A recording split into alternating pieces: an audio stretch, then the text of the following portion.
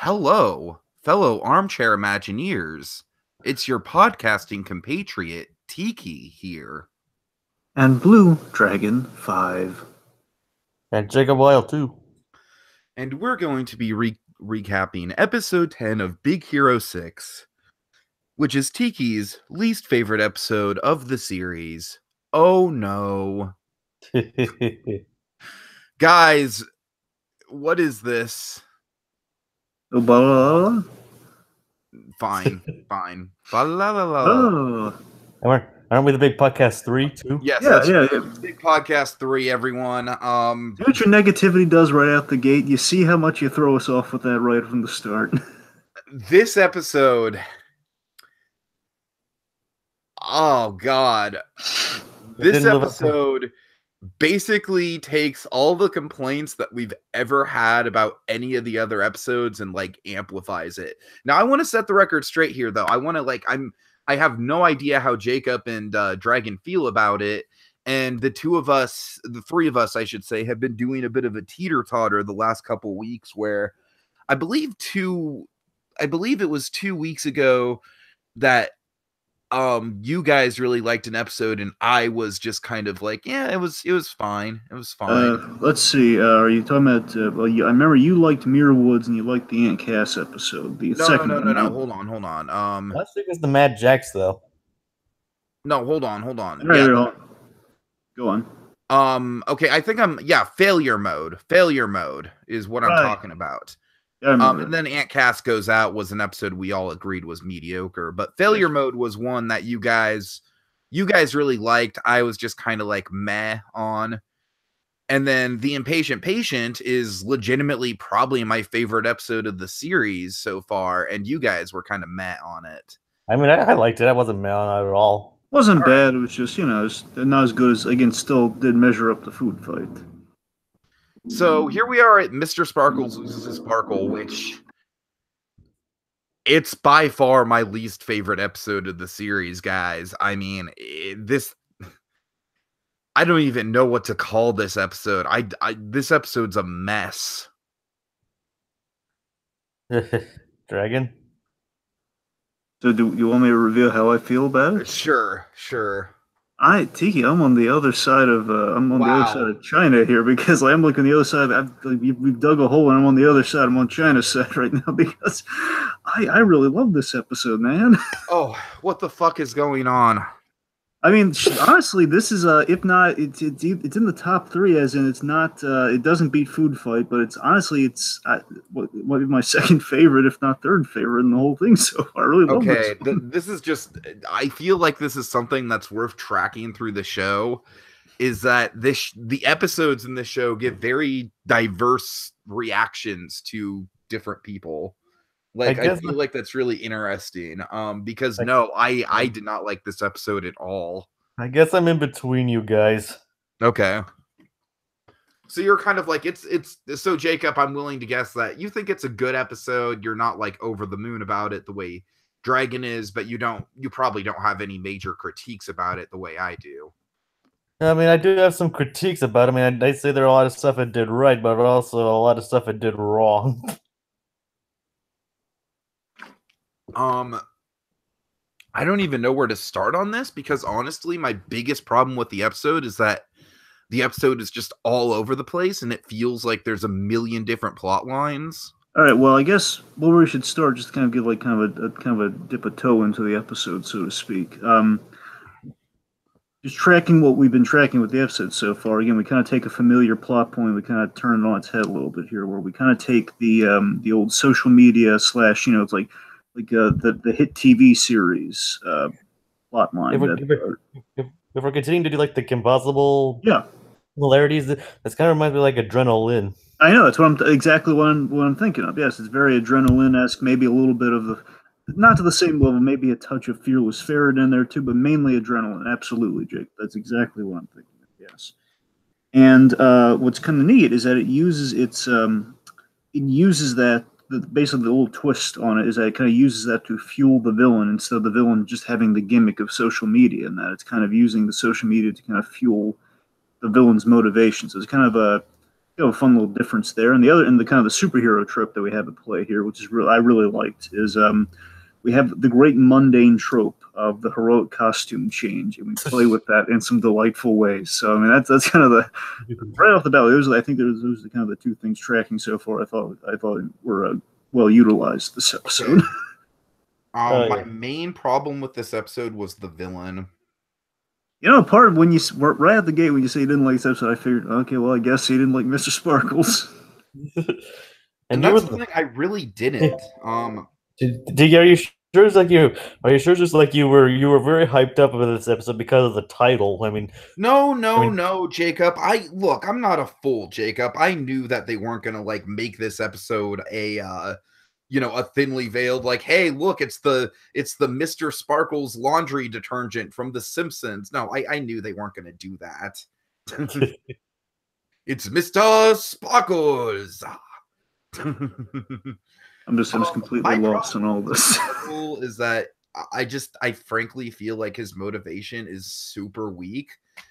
Like, Jacob, you and I, we've been talking a lot about Mark Beeks and DuckTales, and especially last week's episode really kind of setting the stage for that guy to potentially become kind of like the Lex Luthor-esque figure in the show. And Mark Beeks is inherently a lot like this guy. Like, he's whiny, he's self-absorbed, he's very theatrical, he's got a bunch of catchphrases, he's obsessed with social media. I just think Mark Beeks, I just think DuckTales does a character like this a hell of a lot better. From Mark Beeks' first introduction, I thought he was a more fully fleshed out, like he felt more real than this guy does. This guy doesn't feel real, and I guess that's a problem I have. He's just like, he's so exaggerated that he comes off more as a caricature. Like, that's exactly the point. He is a caricature. Cartoon. Go ahead. That's the point. He is a caricature, though. He's an over-the-top game show host with a ridiculous motivation. It's hilarious. It's supposed to be like a parody of that kind of thing. Yeah. It's like I guess that's where my disconnect comes from, though. Is I don't know. I think it would be. He's not supposed to be taken uber seriously, Tiki. I mean, he's not. Look, I'm vaguely familiar with, because I saw that episode with the first introduction of that Mark Beeks character in DuckTales. The episodes that I have seen. So okay, well, to be fair, they have done a lot of development on Mark Beeks since then to make. Well, sure, I'll take your word on it. I'm just saying that what I'm just on its face. You're going for something that's actually a very direct. A guy who's tapped into social media is just a guy who's like, you're looking at his numbers and his likes and everything. He's just kind of jockeying the fame of social media, and that's kind of motivating his just jealousy to the nth degree. Basically, it's a man.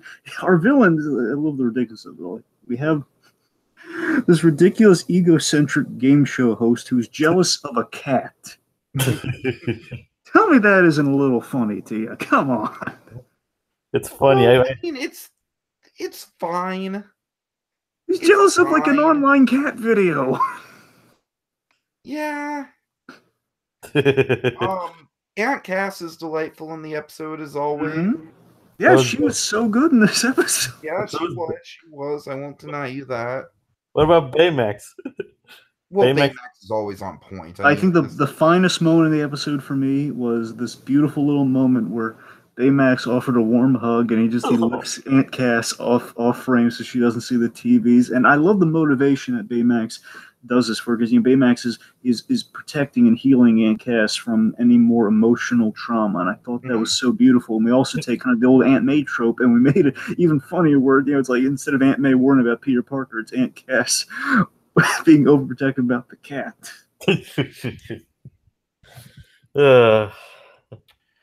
I didn't really vibe too much with the B storyline either.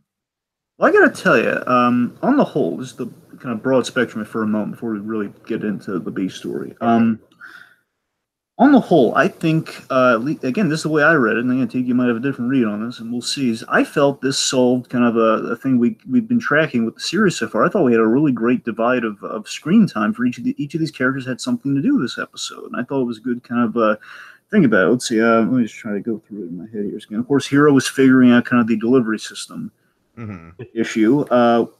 Wasabi, he was helping Hiro through the inventor's block. Dun dun dun. Wasabi definitely has probably the most screen time in this episode. Yeah. Go away, Wasabi Cloud. Go save Wasabi, the day. get back in the closet. Let's see. Fred, of course, he got the game show plot going. As in, he's tracking the phone and everything. And he took him all to the place. Go save the day. And Honey Lemon, she had the she had the sticker gag, and she was just kind of fun, but she was present though. Everyone was present. Everyone had something to do. I can't do another sticker party. That's what I'm saying, man. I thought that was kind of a vast improvement from basically what we've been doing lately. We've been kind of we've basically been focusing on one member. We kind of had a good baseline. And the impressive thing to me, honestly, was that we showcased character before we showcased kind of the whammo blammo superhero of it all, because they didn't even suit up to win this one. And I thought that was kind of an inspired choice, because they had the irony of the hero trying this whole time to get him suit up for the episode, and it didn't even pay off. And I thought that was kind of like, yeah, it's they are they're heroes beneath the suit in a way. I guess one thing I should point out with my viewing of this is I watched it twice at work, once during my lunch break, and then once kind of during some downtime that we had. And so I don't know, I'm willing to guess that maybe watching it in that kind of stressful situation where my mind was on other things, it is possible that if I saw it a third time when I was away from work and kind of was able to just sit down and watch it in the moment and not have to immediately go back to stressful ass crap. I don't know. I very well could be unfair to this just because of the way I did watch it. I want to throw that possibility out. Well, you did go really overboard with that, with the whole, it's the worst episode in the series. I mean, I honestly still think it might be the worst episode in the series for me, but I don't know. I just like I said, to me, none of it lands. To me, it's I don't think the villain plot lands. I don't think the B plot lands. You're right. All the Big Hero 6 is accountable for and has stuff to do, but I mean, we don't get any growth on any of them. Well, no, we had big growth in that now they have a delivery system for the costumes. Go finally got some, she finally was featured prominently in an episode. I don't know, we got growth all over the place in this. Yeah. Look, I don't want to feel like a jerk here for coming down so hard on it. I don't know. When I was watching it, I really I guess it just felt too jumbled. Would you guys at least agree that there might be one or two plots going on? Because it's we've got the plot with Aunt Cass and Baymax. We've got the plot with the villain. We've got the plot with Hero trying to make the deliveries. We've got the plot with Fred in the game show. I mean, it's just that I guess that's the big issue for me is a lot of you pretty much divided the plots into more parts than there actually are. And they all did come together in the end. I mean, they all united in the end. It was for a purpose. I mean, yes, you're right. I mean, we had at least roughly 2 to 3. I mean, if you count Aunt Cass in there, which again, Aunt Cass is tied into the main plot of the whole game. The game show stuff's all well, yeah, but then she has her little side story with Baymax, though. But that's still, it's just Baymax distracting her during the action, which is still, the whole, the cat is in focus, therefore it is still the A story. It's still 2 stories. Basically, you're just splitting up into more parts just because it's a separate character, for just bit parts. Well, look, I gotta say, I am genuinely fascinated because last week we had The Impatient Patient, which is an episode that I absolutely adore. I love the Jax. I thought that episode was really on point with its pacing. It had great villain stuff in it. It actually really developed the villain plot with Obake. Mm-hmm. Yeah. It was really, really, really good, really on point for me. And so I guess it's just kind of I think we have to chalk it up to this might be the show that we've reviewed so far that relies the most on subjectivity. I suppose. I mean, to be fair, that last episode, the Impatient Patient, again, that was a good episode, just the ending was kind of abrupt. It was again, that was we're going to see the Jax again, hopefully in the future, but it was just kind of okay, just ran away the minute, oh my god, our tasers didn't work, let's run away, And I will say, there's one gag I wasn't crazy about in this, but then again, it's kind of, Maybe we should talk about the game show stuff for a moment here. I mean, to me, the game show stuff, it just felt tired to me. It just felt like there was a sameness here. It's like, yeah, like this is the one time I can legitimately draw comparisons to The Simpsons, because The Simpsons did go on a Japanese game show once. And like, look, I don't expect this show to be as funny as The Simpsons, because The Simpsons has an iconic sensibility of humor to it, but yeah, I gotta tell you, Simpsons version of the Japanese game show, a lot more memorable than this one.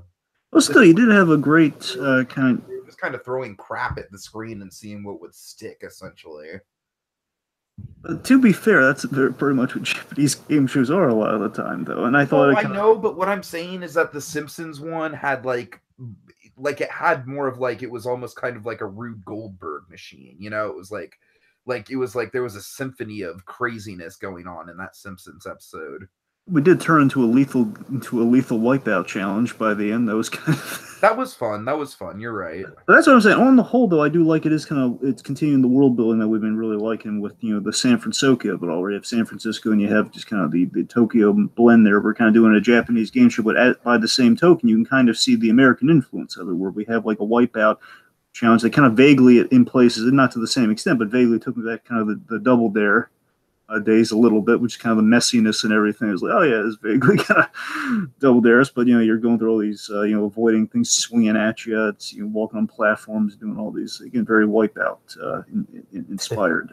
Here, let me tell you what I really liked about Mr. Sparkles. Mr. Sparkles, he's voiced by the wonderful Patton Oswalt, and I thought it was delightful, energetic, and he had that egotism, about him, where he's like does not want he sparkles because of the limelight, and he really relishes in that.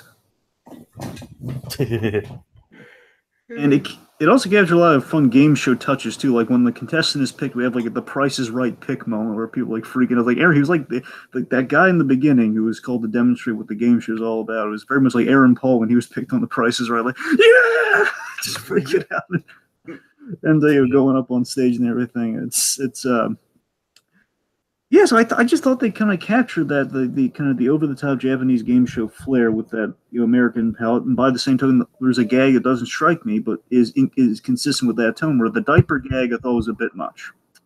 Yeah, I mean that was definitely kind of like leaning towards a certain subsect that it may be a little uncomfortable. That's what I'm saying, though. By the same token, while I don't like it, I'm not crazy about it, I will say that it is befitting of the point that there are some Japanese game shows that do ridiculous diaper stunts by the same token. So it is kind of accurate, but it's honestly, bizarre.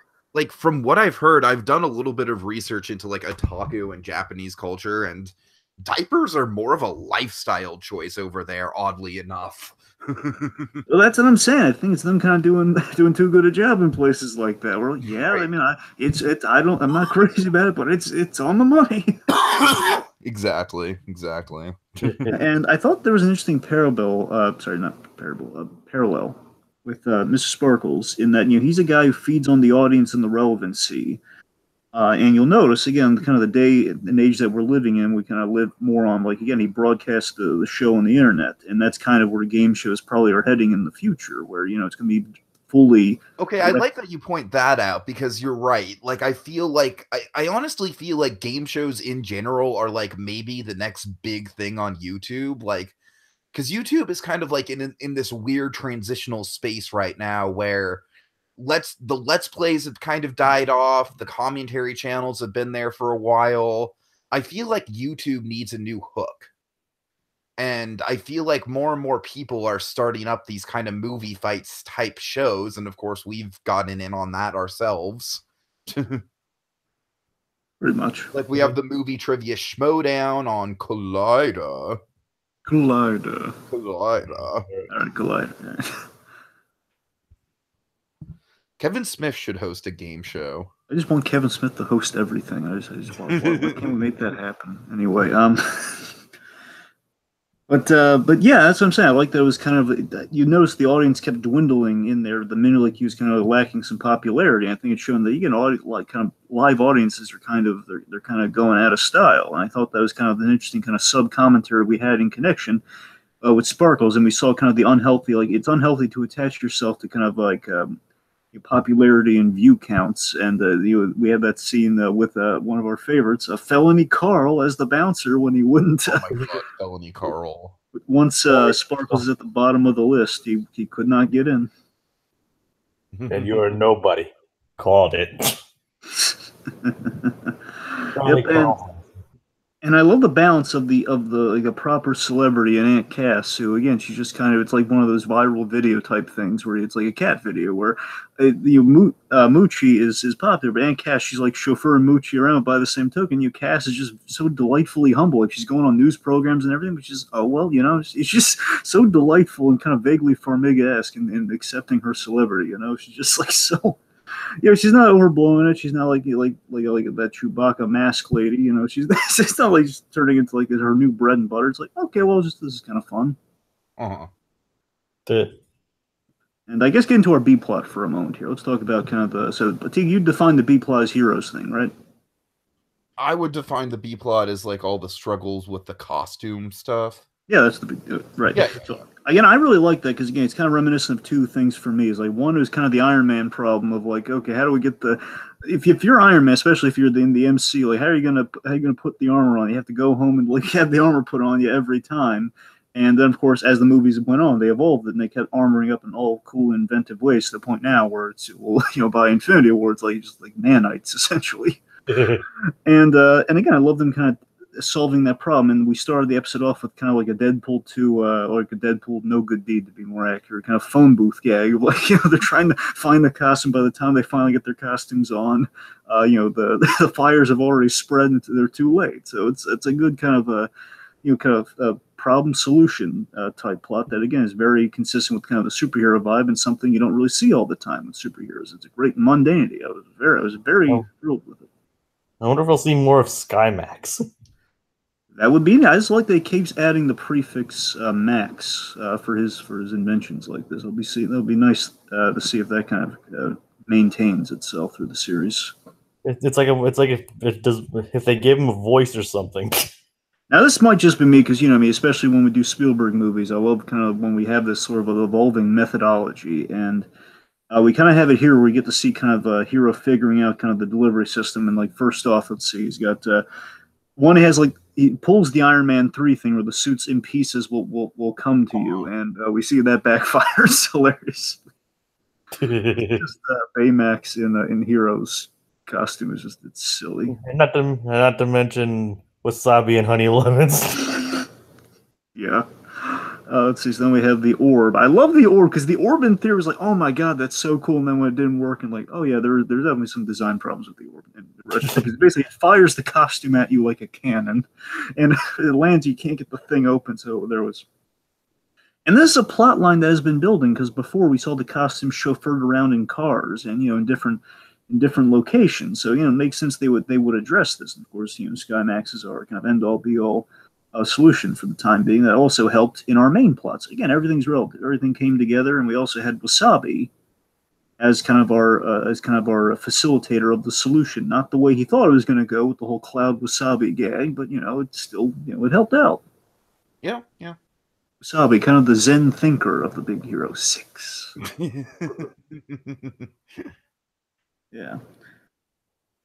Okay, guys. I'm glad that you guys really like the episode because at the end of the day, I want these discussions to be enthusiastic. I want us to like the show as a whole. So that's the important part. It doesn't matter that I didn't like the episode. It matters that you two really like the episode. Like I'm stoked about that. Real quick, Therapist Baymax was also really funny. Okay, so let's see. Just going through the episode titles, we have like Rapid Fire. Episode 11 is Killer App, which is supposedly the Wasabi episode. Yeah. Episode 12 is Small Hero 1. Love that title. Episode 13 is Kentucky Kaiju. Yeah. Episode 14 is Rivalry Week, but week is spelled W-E-A-K. So a little cryptic there. Episode 15 is Fan Friction. Ooh. And episode 16 is pretty intriguing. It's called Mini Max. Yeah. More Max. Yeah. Yeah, that's what I'm saying. Yeah, more Max. Hold it. All right. I have a vague idea of what Minimax is, actually. One of these two are going to be shrinking related. I just don't know which one. Okay, any final thoughts on the episode, gentlemen? All right. For me, it was funny. Again, I love how we paid everything off. I thought it was kind of a bit of a smart commentary on social media, kind of a cautionary tale, so to speak, and just seeing our deluded villain. That was quite fun. Again, I like how both plots, link up nicely by the end. And ironically, with the whole plot line kind of being around like our hero suiting up, they save the day without suiting up at all. So it's kind of a delightful irony. And again, so far, I mean, I gotta go through them again. I think it's either my second favorite or my third favorite. I really love this one. I have to bring Patton Oswalt back because I thought it was a lot of fun in this role, this ridiculous role. It could be like the Arcade. There's a villain called Arcade or like Arcane, perhaps an X-Men villain who builds like murderous theme parks. So maybe kind of fun. We can add this guy again with different, like more threatening versions of game shows. Who knows? All right. This episode is definitely a sheer exercise in audacity and ridiculousness. It's kind of funny to see these writers like give us these kind of like ridiculous villains and like just pretty much like even if like some people didn't like this, you could tell they definitely probably had fun doing this. Yeah, folks, and I'm clearly in the minority here, and so anyone who liked the episode, please, by all means, do not, listen to these two guys. Don't listen to me. I want everyone to be able to watch our podcast and feel like they can kind of get like, yeah, I agree with that person's opinion. So at the end of the day, folks, it really is just kind of like, it's a big, crazy episode. I just feel like structurally it's not very sound, and I'm not a big fan of how over the top the villain is, and I don't necessarily think the sums of its parts come together very well. But obviously, Dragon and Jacob tend to think way higher of it, so I just have to give it another watch, I guess. But hey, chalk it up to subjectivity. All right, folks. Well, I guess that'll do it. Thank you so much. Jacob and I will be back this upcoming Saturday, as usual, to cover DuckTales. Mm-hmm. And then we'll be back on next Monday, to cover Big Hero 6. Until then, everybody. We